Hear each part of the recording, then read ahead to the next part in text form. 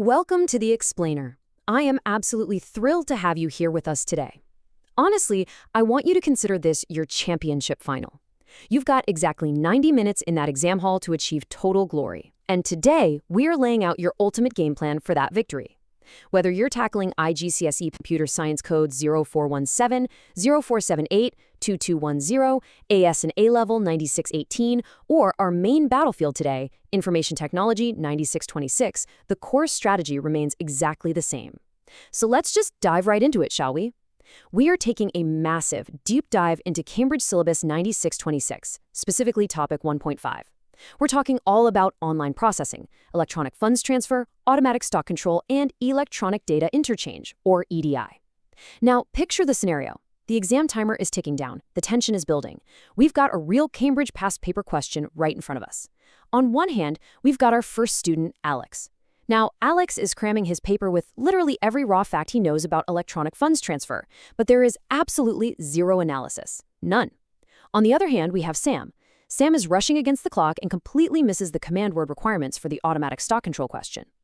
We are going to look at these flawed approaches today, see exactly where those brutal red pen marks land, and, most importantly, show you how to turn them into solid green check marks. Look at this single number right here, 15%. I need you to hook into this immediately because this is a real game changer. This single topic, Topic 1.5 online processing, accounts for approximately 15% of the total marks in Paper 2. That makes it absolutely critical for your exam success.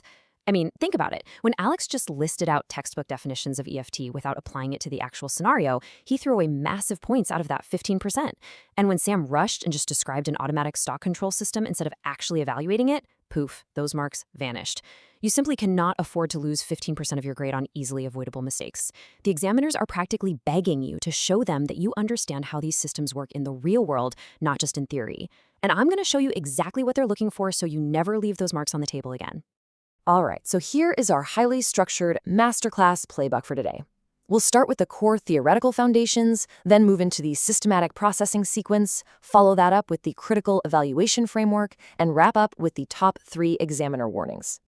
Let's jump straight into Section 1, Core Theoretical Foundations. This is the absolute bedrock knowledge expected by the examiners. Okay, so the absolutely crucial point here is understanding the integration of these 3 systems. It's like a giant puzzle. Electronic funds transfer is basically the electronic movement of money from one bank account to another. Simple enough, right? Then we have automatic stock control, which is a system that automatically tracks your inventory levels and reorders when stock hits a certain minimum threshold. And finally, electronic data interchange, or EDI, which is the computer-to-computer exchange of business documents in a standard electronic format. But here's where it gets incredibly tricky. And honestly, this is exactly why students like Alex and Sam struggle so much. The hardest part isn't memorizing these definitions. Anybody can do that. It's applying these concepts to completely unfamiliar contexts. A Cambridge exam question won't just ask, hey, what is EDI? No way. It will ask you to evaluate the implementation of EDI for, say, a global shipping logistics company. To beat this, you need a rock-solid strategy. Today, we're going to use an animated breakdown of command words, and we'll overlay the Peel framework: point, evidence, explanation, link. I want you to look directly at this insight straight from the Cambridge Principal Examiner reports. It says, top-performing students exhibit connected, conceptual understanding transferable to unfamiliar contexts. Basically, pure memorization just won't cut it anymore without cross-topic connections. These assessment objectives are targeting very distinct cognitive domains: knowledge, application, and analysis. Think about it. When a command word says describe, you just state facts. But when it says evaluate, you've got to step up. You must give strengths, weaknesses, and a justified conclusion. And this is exactly where the Peel framework comes to the rescue. Point, state your main argument. Evidence, provide specific details from the given scenario. Explanation, explain how that evidence actually supports your point. And link, connect it all back to the command word in the original question. Let's do a quick 30-second mental exercise right now. Imagine a weak answer that just says, EID is fast and saves paper. Okay, now imagine a Peel answer. EID accelerates document processing. That's your point. In the scenario, the supermarket can instantly send purchase orders to the supplier. There's your evidence, which eliminates postal delays and manual data entry errors. That is your explanation. Therefore, this dramatically improves the efficiency of the supply chain. Boom, that's your link. See the difference? The second one hits the nail on the head every single time. This comparison perfectly illustrates exactly what we're talking about. Let's contrast these two approaches. First, we have the weak approach. Vague, completely isolated facts. This is our student Alex basically just writing, EFT transfers money quickly. Sure, it's true, but so what? Now look at the strong approach. Context-specific, cross-topic connections. This is the student who writes, implementing EFT allows the retail business to process customer transactions online instantaneously, which directly links into their automatic stock control system to update database records in real time. Do you notice how the strong approach acts almost like interlocking gears? It connects EFT directly with the stock control database. That right there is a cross-topic connection. And that is exactly what the examiners are thrilled to reward at the theoretical level. Right, let's transition into Section 2, Systematic Processing Sequence.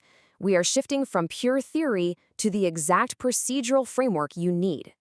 Consider this your computer science success blueprint. It's a standardized 5-step sequence that guarantees a systematic analysis with perfectly clear working. Step 1, deconstruct the question. Literally highlight the command word and the context. Step 2, extract data from the scenario. Step 3, select your framework, like our trusty Peel method. Step 4, execute the analysis. And Step 5, present it clearly. Let's put a 60-second mental timer on the clock for a quick rewrite attempt.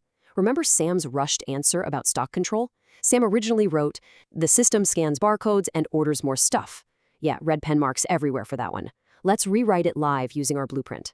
First, deconstruct. The question asks to explain the process of automatic stock control. Now, execute with Peel. When a product is sold, the barcode scanner reads the item code. Point. This is looked up in the stock database, and the quantity in stock is decremented by 1. Evidence. The system then checks if the new quantity is below the preset reorder level. Explanation. If it is, an automatic EDI message is generated to the supplier to request new stock, ensuring shelves are never empty. Link. Wow. Those red pen marks just transformed into brilliant green check marks. Every single change added marks, because we simply followed the sequence. And that brings us to a massively important concept, the method mark strategy.